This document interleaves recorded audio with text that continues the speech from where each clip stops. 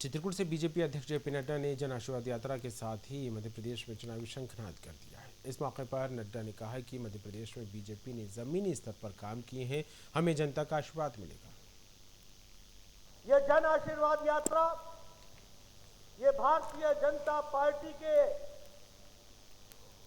पिछले कई वर्षों से चल रहे अथक प्रयास, संकल्प, तपस्या और समर्पण का विषय को जनता तक पहुंचाने का संकल्प लेकर के हम सब लोग चले और इसीलिए इस जन आशीर्वाद यात्रा में 10,500 किलोमीटर का सफर करके 5 स्थानों से 230 विधानसभाओं में मध्य प्रदेश की जनता का आशीर्वाद लेकर के जो काम हमने गरीब कल्याण के लिए किया, जो काम हमने महिला सशक्तिकरण के लिए किया, जो काम हमने किसानों के कल्याण के लिए किया, जो काम हम लोगों ने युवाओं के उत्थान के लिए किया, जो काम हमने समाज के हर वर्ग को सशक्तिकरण के लिए दिया, उसको जन जन तक पहुंचाना और जन जन का आशीर्वाद लेना, इस मकसद से जन आशीर्वाद यात्रा की प्रारंभ की जा रही है। मुझे पूरा विश्वास है कि मध्य प्रदेश की जनता का पूरा आशीर्वाद हम सबको मिलेगा और उनके आशीर्वाद से हम इस सफल कार्यक्रम के माध्यम से आने वाले विधानसभा के चुनाव में फिर से कमल खिलाएंगे और मध्य प्रदेश की सेवा में फिर से जुट जाएंगे, यह भी मैं आपको बताना चाहता हूं। मित्रों, अभी कुछ दिन पहले भारत के यशस्वी गृह मंत्री ने एक रिपोर्ट कार्ड आप सबके सामने, मध्य प्रदेश की जनता के सामने रखा था। उस रिपोर्ट कार्ड के माध्यम से हम जनता को यह बताने जाएंगे कि कैसे 20 साल पहले का मध्य प्रदेश था और कैसे आज 20 साल के बाद मध्य प्रदेश का परिवर्तन हुआ है और किस तरीके से मध्य प्रदेश आज बढ़ते हुए कदम के साथ एक उत्तम राज्य के रूप में आगे बढ़ा है। इसके लिए मैं भारतीय जनता पार्टी और शिवराज सिंह जी को बधाई देता हूं, जिन्होंने यहां तक इस यात्रा को पहुंचाया। मित्रों, मैं आपको बताना चाहता हूं, मैं 1998 में 1998 में पहली बार प्रदेश में मंत्री बना था।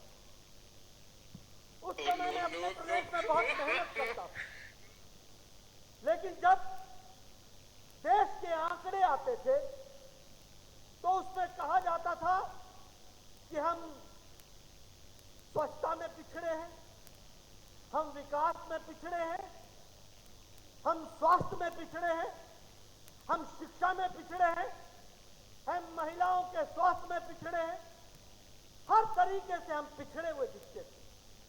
तो मैं उस समय पूछा करता था कि भाई, हम इतनी मेहनत करते हैं, मेरे प्रदेश के आंकड़े तो इतने उत्तम हैं, उसके बावजूद भी हम कैसे पिछड़े हुए हैं?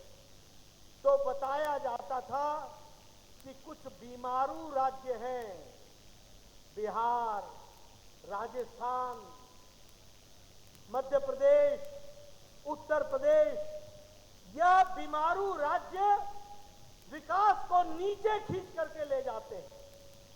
लेकिन आज मैं ये गौरव के साथ कह सकता हूं 2023 में कि जो बीमारू राज्य थे उसमें से मध्य प्रदेश एक विकसित राष्ट्र के रूप, विकसित प्रदेश के रूप में खड़ा हो गया है।